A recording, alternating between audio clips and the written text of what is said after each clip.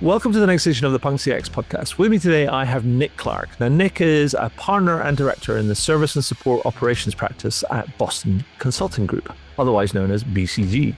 He's also the author of the Service Matters newsletter, which I'm a subscriber to, which I really like. It's a weekly newsletter about customer service that he writes, he notes importantly, in a personal capacity. Nick, how you doing? Welcome to the podcast. I know that I've been reading your newsletter for like a long time now. I really like kind of what you do. I mean, it feels just very, I don't know. It's very insightful. Feels quite light touch, but it's got like heavy content in places, which I really like. So Dan, you do a really great job of sort of framing some of that stuff. So thank you for coming on the podcast. I think it's way overdue. So thankfully we got here in the end. How are you doing? And anything else that I missed from my intro that you'd like to add? Well, thanks for that fantastic intro, Adrian, and thank you for inviting me on. Long-time listener, first-time caller, so yeah, it's a real privilege and a pleasure to be here with you. And yeah, that was a really nice intro. Thank you. Yeah, the Substack newsletter that I do, servicematters.substack.com. I try and get it out every week, but I find, it's kind of a Zen thing for me to do as well. It's a way that I can kind of settle my thoughts into what's the latest things I'm hearing from industry conversations, those sorts of things. And it's got starting to grow a bit of an audience. So yeah, it's good to hear that it's something you like reading. I was trying to think in terms of other things. I actually had two things that I wanted to add for my intro. One is, because this is the Punk CX podcast, I used to be a singer in a punk band when I was at university, and that's something I'm very proud of. I would love that. No pictures exist anymore. That's a shame. The other on my bio is something I'm extremely proud of is my first job coming out of college. Once I sort of given up the punk band idea, was I worked on the phone. So my first job out of college was working in a contact center for a water company. It opened my eyes to a lot of experiences that I didn't really get at university, to be honest, and I still draw on a lot of those experiences today. So yeah, that's something I always feel very proud about. Awesome. Now, I mean, this is a bit of a sidebar, but like, punk band, what style of punk and who were your influences? Well, so this was the late 90s. So I would say the style of punk was the sort of US skate punk, ska kind of thing. So think like Rancid or NoFX or those kind of bands. But actually for me personally, that's not really my scene. Like I was much more into, back then I thought I was very cool because I listened to a lot of stuff from the late 70s, and I really liked the sort of post-punk bands like Wire and Magazine and Joy Division and things like that. That was really my scene. And I guess even now, that's quite cool. I quite like that stuff. But yeah, I don't really listen to music as much as I'd like to anymore. Yeah. That sort of whole NoFX and Rancid sort of stuff coming out of the Epitaph label, which is the home of Bad Religion, one of my favorite bands. Oh, of course. Cerebral sounds like a fancy word, but they are. And kind of like, and also I'm a real massive fan of the whole hardcore Discord scene that was from the other side of the American continent in Washington, and particularly kind of like Minor Threat and the old Ian MacKaye sort of like involvement through to Fugazi, who I think are just incredible. I was just listening to, actually have it on my phone. I have these things, and I was just listening to this track called Burning 2. Now, if you've never heard that track, that was written more than 30 years ago. And it's about environmental concerns and people's potential apathy towards some of those concerns. And the song is like so prophetic. It's quite incredible.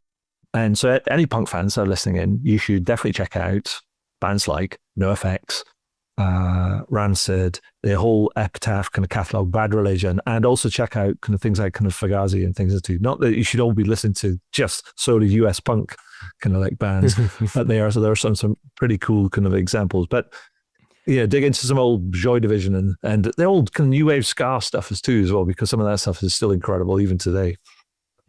Anyway, we're here to talk about customer experience and customer service, I think, rather than punk music, although we could probably talk about punk music all day. Could be a bit of a side project for you. Yeah, no, indeed.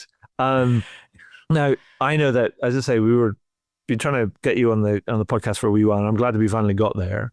And there was a number of things that we were kind of just spitballing in the run up to the podcast that I wanted to explore, because I thought that some of the things that you said I thought were really interesting, particularly because the position that you occupy in kind of BCG and working with clients and seeing some of the challenges that they're facing. Now, you said this first thing, which was, you said that success with AI in customer service is much less about technical capability and much more about strategy. And I was like, ooh, let's not talk about technology. Let's talk about strategy. So tell me more about what you mean by that. Okay, let me give it a go. I mean, first of all, I should say, obviously, it is quite a lot about the technology as well. And, that's not to be discounted. There's some extremely clever people work very hard to, solve problems like, low latency for AI voice and stuff like that. So I wouldn't want to diminish that. But I think often, what a lot of companies are learning now, we're sort of 3 years into the, the latest AI wave, and people are learning that it really isn't, success really isn't about the technology. That's the starting point. Yeah.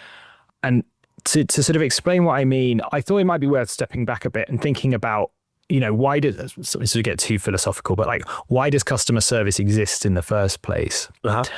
And obviously there's lots of different reasons for that, but I think the closest to a sort of universal definition that I've got to in my career is it's really there to kind of fill in the gaps, mm-hmm. right? of businesses and enterprises and other organizations. So whenever there's a process that doesn't quite work, or whenever there's a new product that's been launched, but it doesn't have all the features yet because the company wanted to get the product out quickly, to go to market quickly, mm-hmm. or where we have customers that have exceptional situations that nobody's planned for in the past. That's the role of customer service. It's that kind of glue that makes sure customers can get what they need from the services that they are paying for or using in any other way, and it smooths over those experiences. Now, the reason that exists is like there is some kind of trade-off going on there, mm-hmm. right? Because it's, for most organizations, particularly commercial businesses, it's usually better for their own profitability and for their customers, they would judge, to have a customer service team rather than trying to strive for perfection, like trying to go, there's never going to be any problems. And there's never going to be any need for a customer to get help. Sure. And you could, in theory, have that kind of perfect company, I guess. But the result of that would be, it would kind of by definition have to be a company that never innovates or never grows, like never develops new products. And that would be why you don't need a customer service department. And only have one type of customer. Yeah, right. Yeah, exactly. And only serve, a very homogenous type of customer. And I don't think, who would want to invest in a company like that? Like, that's not a company that's going to be growing. So to me, like, an essential ingredient of growth and innovation is the role of customer service to fill in those gaps and to enable the company to be flexible and to move. Mm-hmm. Now, the problem for a lot of businesses and any customer service organizations is usually as an enterprise as a whole, they don't have a firm grasp on this dynamic, right? Real understanding of why is it that I spend so much on my customer service organization? Why does it cost me so much, so big? Why are calls queuing? Why are customers complaining? And that link between everything that's going on in an organization that's creating that growth and that innovation and what that's doing in terms of the downstream impact on customers, like that link always isn't always that strong. And so I think when it comes to AI, the first thing people, me as well, the first thing we all thought of when AI really suddenly became really popular again is chatbots, mm-hmm. or voice bots. But that's really about automating the symptoms. And if we automate the symptoms without really understanding the problems, then it doesn't work for lots of reasons. Like often the automation doesn't really solve the real issue the customer needs. Mm-hmm. Customers get frustrated. People don't use it, get a bad reputation, those sorts of things. And so I feel like at the moment, the most powerful way to use AI, especially this generation of AI, is to use it to understand that dynamic. So to get much better insights in what's really causing our customers to contact. When they do contact, are we helping them effectively? Like, do our processes actually do what they're supposed to do? But do you think, are we making the right trade-offs, that kind of thing? Do you think, though, that here's the thing, is that a lot of the time, that is not a problem exclusive to the development of or the evolution of AI in its current kind of like form. I mean, that's a problem that's existed kind of like for millennium, or not millennium. That'd be a bit of an exaggeration, but for decades, where almost access to the insight was always available to people. They just had to go and find it and spend the time understanding the problem and thinking about what's the best way to respond to it. Like, 'cause I remember having a chat with somebody who was doing a project for a financial services company, and they were looking at trying to improve their mortgage application sort of process. Mm-hmm. And this was a few years ago, so it was before the advent of generative AI. And they said, well, okay, what we're going to do is we're going to employ a bunch of data analysts, or bring a team in from outside, and we're going to gather all the data. We're going to crunch all the numbers, all the data, and it's a multimodal kind of data. And we're going to identify all the main kind of problems. We were going to come back, and it'll take us a few weeks to do that. And one bright spark kind of said, well, I'll tell you what, they did off their own bat. They gathered up sort of around about 10 different agents on their lunch break, arranged for some teas and coffees and a tray of donuts, told their supervisors to bugger off so there was no influence in there. And they said to them, right, collectively, let's see if we can identify the top 10 kind of problems that customers kind of have with the kind of the mortgage application kind of process. They went through that and they identified all these different kind of problems. Now, they had a highlight. Now, 6 weeks later, the data kind of team came back and went, and what they found was that in half an hour, the agents were able to cover 80% of the problems. Right. In half an hour. Mm-hmm. And rather than actually spending thousands of pounds and wasting 6 weeks to get to be like 100% right and identify all the kind of the problems. And so do you not think there's also this problem where we default to technology to look to try and understand kind of problems rather than actually realizing that the intelligence is there? It's just distributed in a way that we sometimes don't appreciate, and we don't necessarily spend the time and the effort to go and try and access it. And I think that's more to do with, it's a problem with us trying to use the tools that are available to us and our own wherewithal to try and understand the problem rather than just relying on the tools, as it were, to be those kind of like, it surfaces, these are the nuggets, as it were. Mm-hmm. That they're there. Sometimes you just need to, they've always been there. You just need to go and find them. Or want to find them. Yeah, that's a really interesting observation. I think I've always seen, there's always a difference between, you can really feel it in the culture of companies where, the leaders will make a point of spending time in contact centers, sitting next to agents, listening to calls, or running those kinds of workshops that you talked about, or even even talking to customers themselves, God forbid, right. Compared to what where and that really makes a difference, because I think you get that innate understanding of the trouble is, if you just look at the data, particularly like in the old days when the data was just manually coded intent graphs. You could look at the data, say if you're a bank, and it would say the number one reason people call is to do a balance inquiry. Mm-hmm. Or if it's a telco, the number one reason people call is to check their bill. Mm-hmm. And then you say, well, why are people calling for that? It's easy. You've been able to do that online for 15 years. Like, why would we do this? And it's only when you listen in that you realize actually the ones that are calling up, not always, but by and large, it's people because there's something else. It's not just they're asking about their balance, they're asking about their balance and they don't recognize something about it. Or they think something's wrong and they need some help. And so getting that innate understanding of that complexity, I think is really helpful. Yeah. But just to finish that off, I think where we're seeing the real power is the combination now of the human side of listening to frontline agents who can talk about their experiences and combining that with at-scale generative AI analysis of large call volumes. Yeah. And tools that we have now, we can have those workshops with the agents and they can say, oh yeah, there's this problem because customers always call up about this thing. And then they always call up again because it hasn't worked. And what we wanted, where that may have fallen down in the past, is everyone kind of knows that's an issue, but they've never really been able to quantify it. Yeah. And so it's never got onto the work it never got to the top of the backlog. Yes. But now, because we can analyze all of those calls at scale, we can have a conversation with that data and say, tell me how many customers do mention this when they call up, and we can get an actual number and we can quantify it. And that creates, a proper business case. And I think that's quite powerful when we use those things together. Oh, I think that's absolutely. I mean, it's something I've been musing on. I mused on kind of like, I think it was last year or something, or maybe this year. I can't remember exactly when, but I said that I was talking about success in terms of implementing AI into customer service. And I said, there's two types of AI. There's agent intelligence and then there's artificial intelligence. And when you combine those two, that's when you start to get the results. And it's a bit of a play on words, I understand that, but it has a deeper kind of point. But I really like kind of that. And the idea about understanding the organizational realities around, you can speak to a whole bunch of people and they can identify some things, but if you don't understand the scale of the problem, it doesn't necessarily go up the priority kind of chart. And that's just, I guess, realpolitik in an organizational sort of like sense. But I think also the whole thing around understanding the problem, then that helps.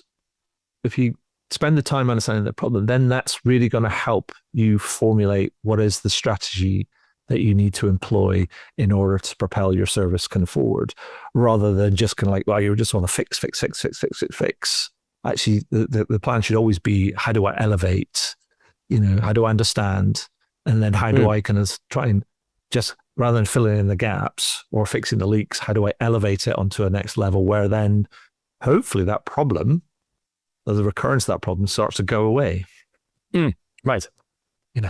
So yeah, the other thing that you also said was that something along the lines of that you said that brands need to go beyond the obvious with AI, and that companies are differentiating themselves by doing more than automating existing kind of processes.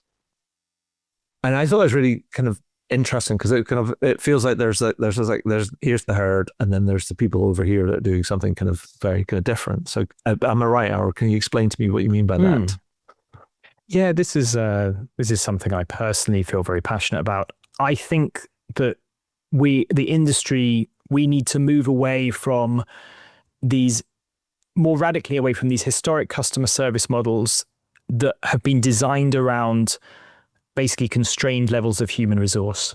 Okay. So customers have to navigate, complex IVR routing.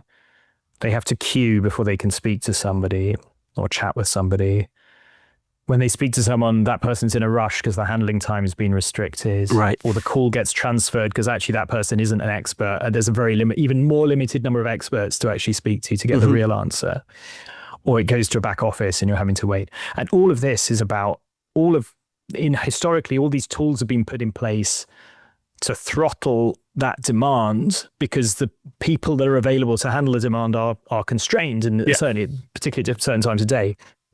And the really exciting thing about AI is we don't have to do that anymore. Like, AI isn't completely unconstrained. There is a cost to it. And I might talk about that later. But we can definitely think differently.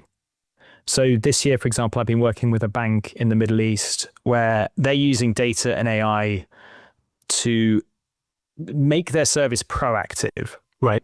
So for example, if you're on the app and you're trying to make a payment and it hasn't worked, they're not waiting for you to call up. They have a chatbot will start to have a conversation with you there and start to help you resolve it. But if you do call up, the voice bot that you speak to will also know that you've just tried to do that and will straight away be getting into kind of helping you. Right. So not forcing you to go through all these like hoops, because we don't have to anymore. We can just start solving the problem straight away. Another example, another bank, this one's in Brazil. This bank's been built basically so their entire servicing model is through WhatsApp. Right.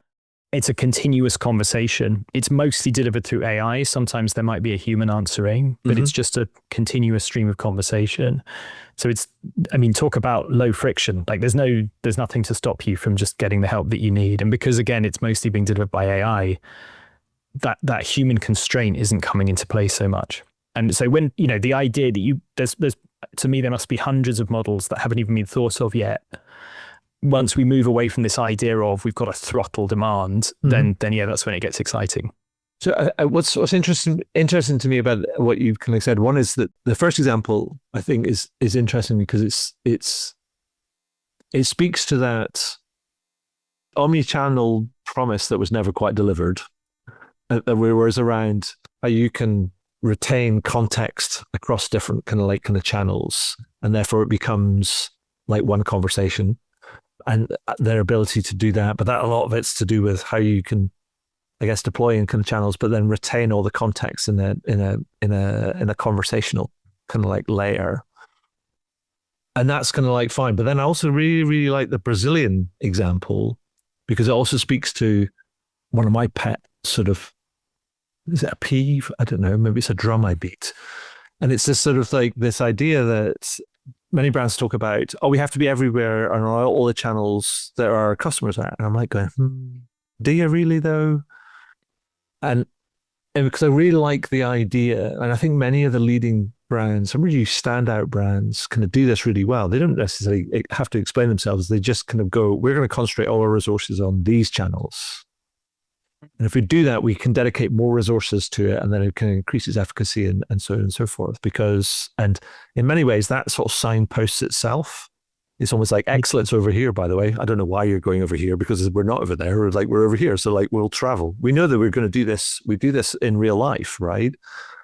There's like, I always use the example of like, if there's a restaurant that's meh, kind of like it's one street over, but there's an even better one that you've always wanted to go to 2 streets over, of course you're going to travel 2 streets to go to it, because it's just a better experience. And I think the same applies in the digital kind of realm, but we don't really kind of like bust that assumption in many brands. Go back to the point around strategy, is like, it's not technically, it's about strategy and about thinking, about understanding kind of the whole problem. So I think what I'm taking from the kind of examples you're sharing is that actually you say, rather than going beyond the obvious with the AI, there people are actually starting to be, and there's sometimes they're not the mass, but it's almost the outliers are starting to be really thoughtful about what they do and where they deploy it and how it kind of promotes better outcomes and how it elevates the experience and everything else. And that feels to me that is,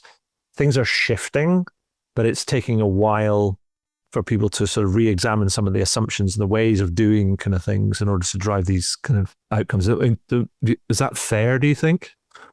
Oh yeah, I think so. I love the restaurant analogy. And I think, yeah, like it's funny that, omni-channel is a word that's been around, I don't know, at least 10 years, probably longer.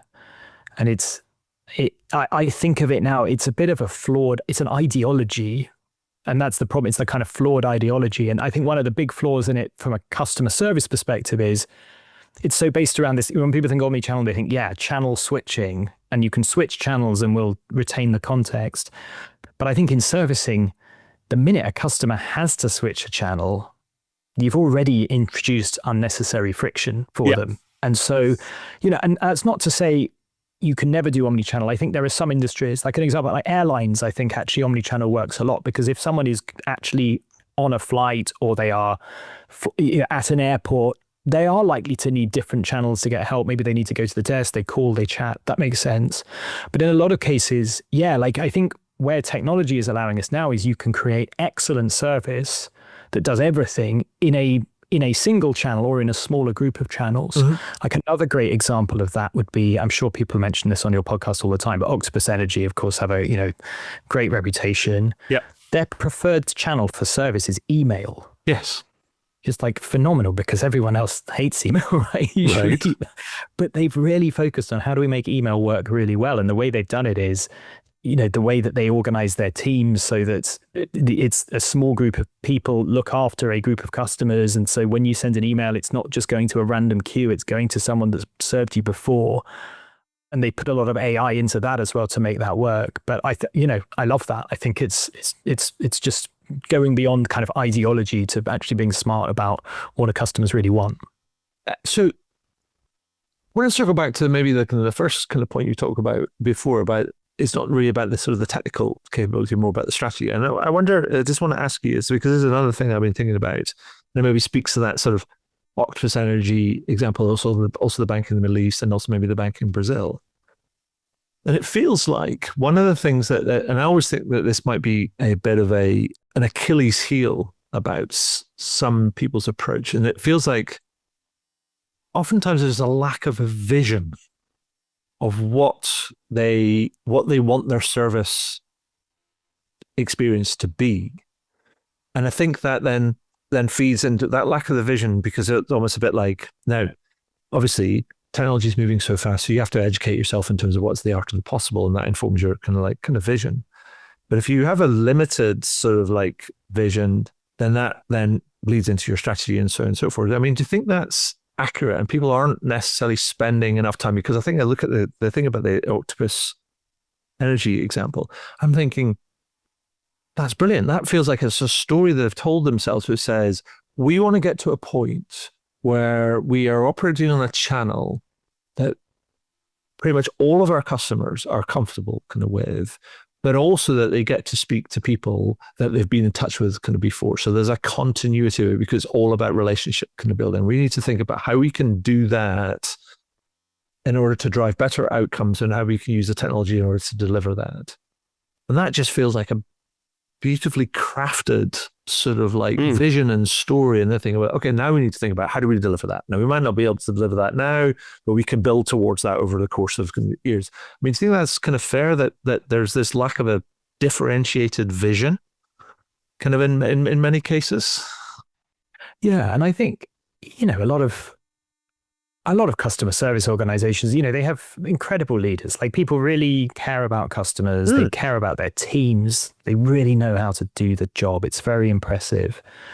And however, sometimes or often operating in a context where the vision can feel constrained before you even start. Right?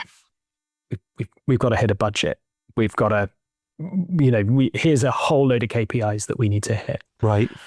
And I think the task of any customer service leader that wants to really make a difference is to persuade your C-suite or inspire your C-suite that customer service is something to be interested in as a broader value driver. Ideally, even the CEO. And actually, this is one thing where, although AI, it's inescapable at the moment. There's, definitely a bit of hype on the AI, but this is an example of where hype is good. Yeah. Because actually, in the last few years, customer service has become a bit more of a C-suite agenda topic than it had in the past. And so that's the opportunity to come with that bigger vision. And that bigger vision is, it needs to be things like, how should our customer service reinforce our brand? We have millions, maybe tens of millions, in some organizations, hundreds of millions of conversations with customers every year. How can we make those the most valuable brand building conversations that we have, whether that's with a human or an AI or a combination? Yeah. That's how, when things get exciting. But I appreciate when you're stuck in the day-to-day and delivery, it's not always obvious to start doing that kind of stuff straight away. No, exactly. When you're kind of budget and kind of resource kind of like constrained, I mean, the bandwidth that you have for creative kind of thinking and pushing the kind of boundaries kind of like converges to zero very, very, very quickly. So I understand it's quite an idealistic sort of like, position, but I think it's, to your point, is like sometimes you have to advocate for yourself, and that would be long been an advocate for customer service leaders advocating for their own importance and value add within a broader organization. Because actually the reality is, and this is kind of what's been showing up with AI, is that contact center or any customer service or customer support sort of team is that you're sitting on top of the biggest real-time kind of data set in any company anywhere in the world. It's like, if you want to know what's going on in a business, go and speak to people in service, and they will tell you exactly what's going on kind of any time of the day about anything, billing, products, kind of like outages, all these different sort of things. And it's like, and for people not to be, and I think that's the opportunity, is people are not leaning into that and trying to organize that and support it and invest in it, and then pipe all of those insights into other parts of the organizations and get them all connected into that data set, then you are totally missing an opportunity. And if you want to grow, all businesses want to grow, especially at the moment. Yeah. The contact center is a fantastic source of unmet customer needs. Customers every day tell you what they don't have, what they want. And some of those things might be things they're willing to pay for. But but you got to go and listen, to find that out. And I think the thing is, kind of going back to the point you talked about kind of before, is that about the cost of AI. This is a thing that I've been sort of mulling on a little bit. Is that we think about AI, and sometimes we think it's like it's cost neutral. Well, it's sort of not. And whilst it can help you make some decisions about headcount and stuff, and I hope people would lean into this idea that it will free up resources and you can redeploy them to other kind of places. There's also this other angle where that if you're just deflecting and helping people self-serve, it doesn't eliminate those kind of problems. And actually, there's little cogs that's whirring in the background, helping people solve those kind of things. And as you add more products and more services and complexity kind of goes in, then those cogs get bigger and kind of bigger. And they're kind of like, so the cost of AI is there's like this hidden cost that could just grow over time. But I wanted to kind of I don't want to sort of, prejudice kind of what you're going to say, but I just wanted to circle back and ask you a bit more about what you meant by the cost of AI sort of thing, because I think it's a really fascinating kind of thing. I think the way we're talking about it, we're talking about it in terms of investment, but thinking operationally that it's possibly cost neutral, but I don't think it necessarily kind of is. I mean, yeah, there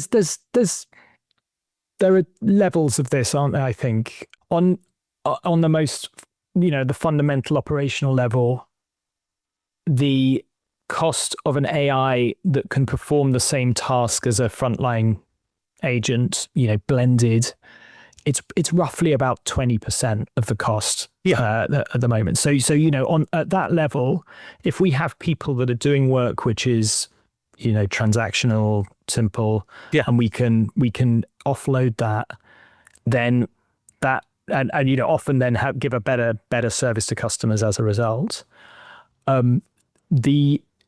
What else is going on there is that usually in most organizations we work with, there's a whole latent set of demand that isn't being met at the moment. So, you free up the capacity that has been working on that, relatively low value add, simple things. Mm-hmm. Actually, there's plenty of spare need for additional resource to do things which are value adding. And we've worked with companies that have, that's in a number of ways. Companies might reinvest that in just having shorter queues, mm-hmm. or they've reinvested it in retraining some of those frontline reps to become salespeople, and to grow customer loyalty and, mm-hmm. and grow value. And that's all happening there. Yeah. And I think the other thing that we at the moment are underestimating is the cost of the new organization that is needed to continually build, shape, govern AI. Yeah. Because that isn't a thing that stops. So both the AI doesn't stop because the tech gets better and mm-hmm. the models evolve and change, but also the needs change. Regulation changes, products change, those sorts of things. Yeah. And we also need to keep differentiating. Yeah. So the good news is some of the organizations we're working with now, they're retraining, upskilling, and redeploying frontline representatives or their managers to be working on tasks which are more about that. So new skills to build, improve AI. So that might be creating knowledge-based content, improving the knowledge-based content, but it might be even more technical skills like actually managing the quality of the AI that's coming out, the prompt engineering, even supporting around data security, those sorts of things. So there's a lot of new capabilities that were needed to make it work. Now I still think it's on a like for like basis, there's a cost saving there. Yeah. But often it's more like, well, when we reinvent for something which is radically better and is creating a lot of value and is helping us grow, that's a different story around cost because it's all productive cost. Yeah. No, I mean I agree with that. I think I think my point really it's more complex than it seems on the surface. Yeah, definitely. I think the fundamental kind of thing is that, and I've been saying this for exploring this sort of idea for a little while, is that the fundamental nature of enterprise software has changed. Where normally, previously, you would buy something, you would get some training, you'd have an installation and training kind of period. Then you'd have access to success and support, and then you'd have some QBRs, and then you're off to the races. Whereas now, maintenance and development is shared across the vendor, but also on the client side. And to your point, is that you need kind of people that are going to measure and monitor and kind of manage the quality output, kind of like innovate on the top of it, improve kind of different sort of things, develop new knowledge and kind of data and all these different things. And that's something that is fundamentally different in that sort of architecture of a service center, and requires new roles and new skills and new kind of like support programs and so on and so forth. And yes, you can redeploy kind of people, but that becomes like a different part of the task and the ask of getting these kind of things right. I've heard stories about people being asked to, from their C-suite or their board, go like, oh, we need to go and implement and do this AI thing, and they've gone, no, can't do it, not right now, because we've got all these metrics and KPIs that we're rewarded on, and you're not giving us any extra resource to do this, and so we can't make that transition kind of easily. And so there's some real dynamics it plays out, which I think people are smashing against and learning about very quickly, and going, well, this is more complicated than we thought. And it's trying to figure those things out. But it's great to hear that people are figuring that out.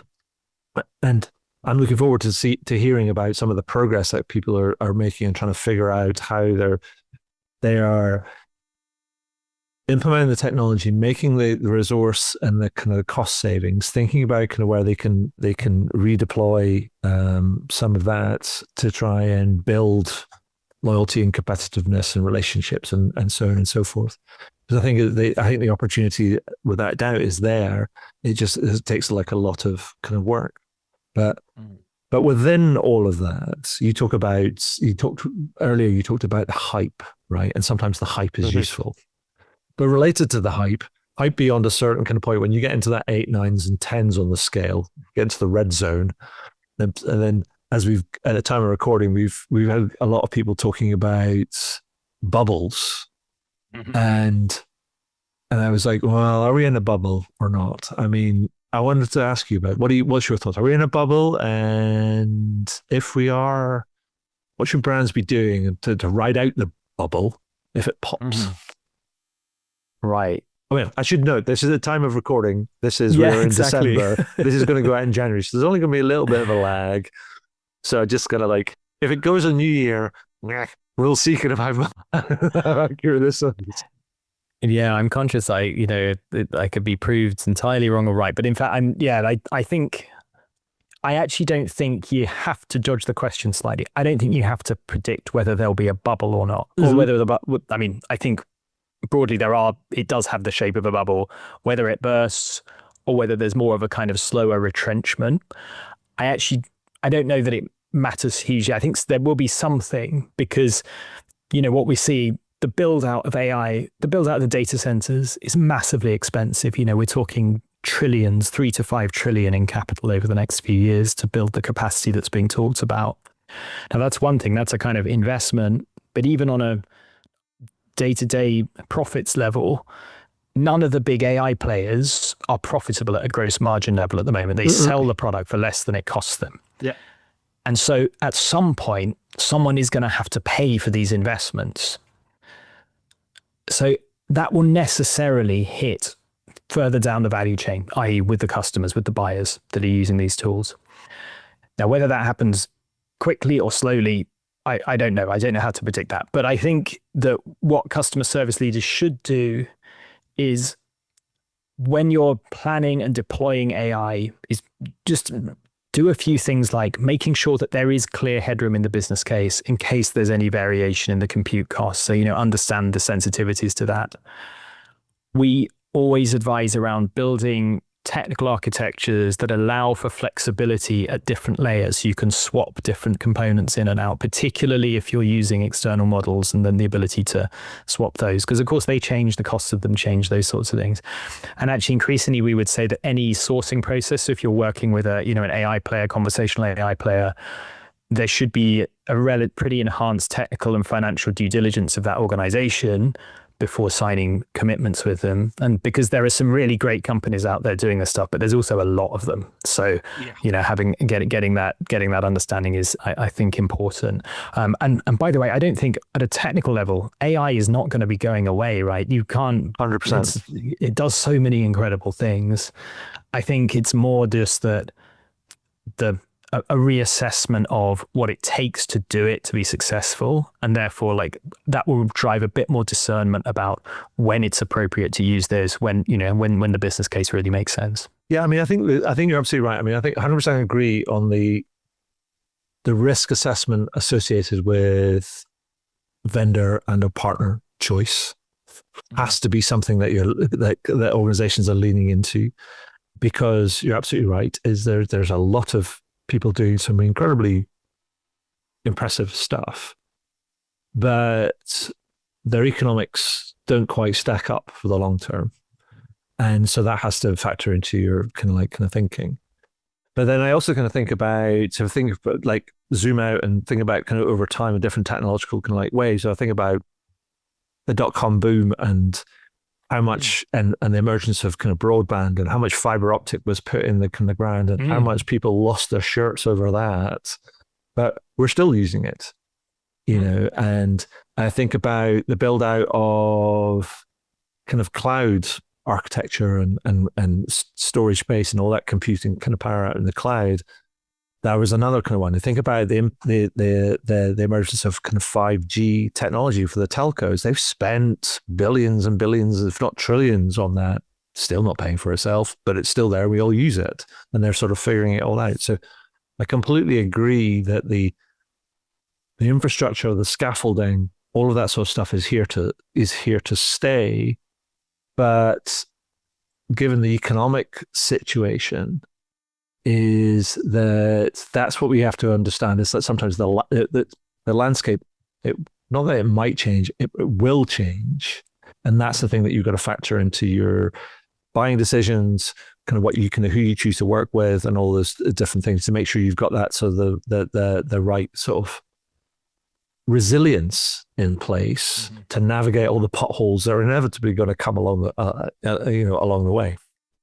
Yeah, exactly. And I think that long-term view is important. That's a really good way. The .com boom is a good analogy, because everything that people said would happen during the hype of that's reality now. It's just, it took, 10, 15 years longer than originally. Yeah. But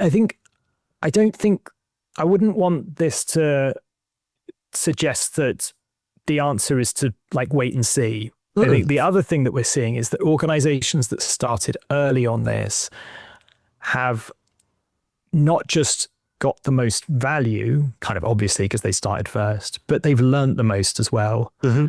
And so even though some of these tools now, maybe some of the earlier generative AI based tools, with 3 years in now, they're starting to get, there's new stuff that will be replacing them, that they know how to build that stuff really well now. And that's a valuable capability as well.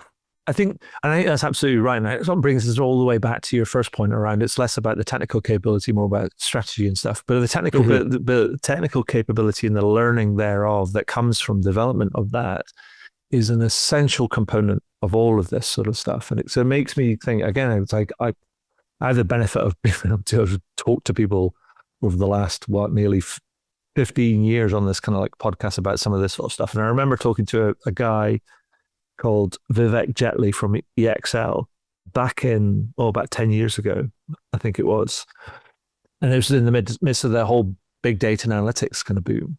And he said, and everybody's like, well, we need to do this, we need to do more of this and mine all these kind of this data and drive all these insights and do all these different things. And there was, what he calculated was that there's across the US and the UK, there was this shortfall of data scientists and data analysts of around between about 300 and 400,000 that he estimated at the time. Right. Yes. And I was like, wow. He says, that's the problem on the surface. The bigger problem, he says, which I think is probably 3 or 4 times bigger, is the number of leaders that are data literate, that really understand the technology, what the promise of it, what it can do, and are able to guide these data analysts and scientist teams, or teams of data analysts, data scientists, and then act on some of the insights and the kind of the things that they produce. And it made me think about, actually, I think we're in the same situation or scenario kind of right now. We've got an AI literacy kind of like places. So as you say, there's like the organizations that started early have started to kind of narrow or build up their AI literacy, and they've experimented, they've learned, they've failed, no, they've done all these different things, and they've built it on from there. And we're likely to see more and more companies start to accelerate their efforts and generate kind of the right returns. But then as you say, it's like you can't afford not to do anything unless you're going to go completely off piece and go, we're completely kind of AI free. Now, that could be a viable strategy, depending on your kind of market. It could work. We'll wait and see about that. But for many people that are playing in that sort of mass market sort of space, you've got to get started, because it's not just a technical challenge. It's not just a strategy challenge. It's not just a vision challenge. It's a capability learning and understanding kind of challenge, kind of too. And you can't just pick up a book and read about it. You actually have to get stuck in and do it and learn as you go, and to take everybody kind of with you. And so if you haven't, if you're started or you're early, then you have to make time and get going, do your homework, because the bus is leaving. And it's exciting. Like, it's not, I mean, that doesn't have to be a thing that's terrifying. Like, it's a really exciting time for customer service, customer experience. But I would also say that to build on that is absolutely an exciting time. But also people that are thinking, or possibly listening into this and thinking, oh, that feels slightly terrifying, is go, look, actually, it's okay to feel that way. But also realize you're not alone. And there's plenty of people around that are happy to talk and to share what they've learned, and to offer advice and pointers and all these different sort of things. And so you don't need to kind of lock your way in your shed for like the next 6 months, kind of like reading as much as you can read. Just go and talk to people, because I think in many ways, and we don't recognize this as much as we ought to, is like many of us, we're all in this together. We're all trying to do the same things. Don't try and talk to your competitors, but talk to people that are in different kind of industries that are doing kind of interesting things, and reach out to them and ask and say, hey, I'd love to pick your brains. And I think you'd be surprised about what people kind of say and what they do, and how much they're willing to help you. Absolutely. Definitely. Yeah. I think there's a real community around it. And I mean, one I would recommend if you're looking to make connections, a conference that I really enjoy going to is the European Chatbot Summit, which happens in Edinburgh, kind of middle of March every year. That's a really nice group of usually the people bringing real case studies there of, mixture of good technical operational experts. That's a great community there that I've got to know over the years. Well, that's amongst many others. No, indeed. But I am going to kind of like check that out, because that's just down the road from me. So, of course, I will kind of like be on that. But anyway, Nick, you're deeply immersed in this space. So I am going to ask, and given this is going to go out sort of in the sort of second half of kind of January, and we're early part of kind of 2026. What sort of trends or things are you expecting to see or emerge over the coming 12 months? Put on your Nostradamus hat. I don't know. Tell me what's going to happen. I think one that we are definitely seeing already, but we'll see a lot of growth next year, is customers using their own AI tools to get help, and the need for companies to put in place robust processes and policies to deal with those. I've seen some amazing examples. I talk to a lot of people now in customer service who say, within their contact centers, they've started receiving calls which are very obviously coming from an AI voice. Right. There's a lot of questions around that, but I think that's a tide of, this is what customers do, right? If they find the thing that works for them and they can trust it, and it's the lowest effort, that's what they're going to do. So yeah, that's not necessarily a tide that we can hold back. Yeah. I mean, I don't think it's going to necessarily be a mass market or mass adoption kind of thing, but it's definitely going to be like an outlier sort of thing. So you're going to be ready for it. Yeah, enough to be significant. Yeah, enough for you to have to, prep for it. Yeah, Perfect. certainly. So, Nick, just keep conscious of time, but like, that's it for my main questions. Anything else you'd like to add before I ask you some quick fire questions? Oh no, bring on the quick fire questions. Yeah, Brilliant. let's see what I can do on these.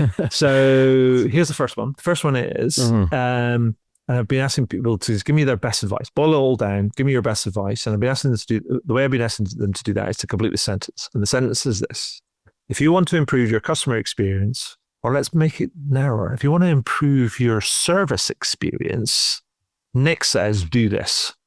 Complete that sentence. Okay, that's an easy one. Think like a customer. Now, that should be easy, right? Because we are all customers. But it's amazing how when we go into work, we wear different hats. And just to give you one example, when we talk about, and we all do this, talk about terms like containment and deflection, I try and think, well, if I, as a customer, and I've got a problem, I need help, do I want to be contained? Do I want to be deflected? Now, that's just a bit of semantics, but I think it's kind of indicative of when we're in work mode, we also need to think like customers, and that can really help to unlock, the right thinking. Yeah. Made me think about, is it Edward de Bono's kind of like 6 thinking hats? I can't remember that. I think that's an old thing. It's a random reference for people to look up if you want to think about kind of putting on different hats. But second question, obviously it's a punk one. What company or brand do you think takes a punk approach to CX and why? Yeah, good one. I think in the spirit of punk, I'm going to pick something that is not like a well-known brand. Brilliant. But a company that really impressed me recently, and why they impressed me is because it's in an industry that is not well known for excellence in customer experience. Okay. So story is here. We're currently, it's December when we're recording this. We're refurbishing some rooms in my house. And so in the Black Friday sales, I bought some shelving units and some other furniture, and, big. And so if you've ever had anything big delivered to your house, you'll know that, delivery of large, bulky items is a notoriously difficult thing to get right. It's not like a parcel which someone can just leave outside. It's a 2-person team usually delivering it. The customer has to be in. There's logistical challenges if somebody lives in a flat in the top floor, if the lift isn't big enough, all of these kind of things. So these shelves were delivered by a company called Rhenus Home Delivery. That's Rhenus. I think they're a German company. And from the moment that I placed the order, I was blown away by how good the service was. And so what happened was I placed the order. Almost immediately, within a few minutes, I got a WhatsApp message from this company saying, we are going to deliver this in a week or two's time. But they, straight away, from within the WhatsApp environment, I was able to book the appointment, so the date that it would go. Right. And then, of course, the chat stays there. And so if I ever needed to go back and change that appointment, or on the day of the delivery, track the driver, I had an option to send a message directly to the driver as well. It's all contained within that environment. And it felt like it had been really thoughtfully designed so that every step of a process, I could get access to the thing that I'm most likely to need help with. And also, they turned up on time as expected. So everything kind of worked the way that it did. Yeah. So on the day, it gave me an ETA that was correct. And so, there was a combination of AI or certainly automation, but the human support was there when I needed it. And I just thought all it took was that. It's a bit of really thoughtful design.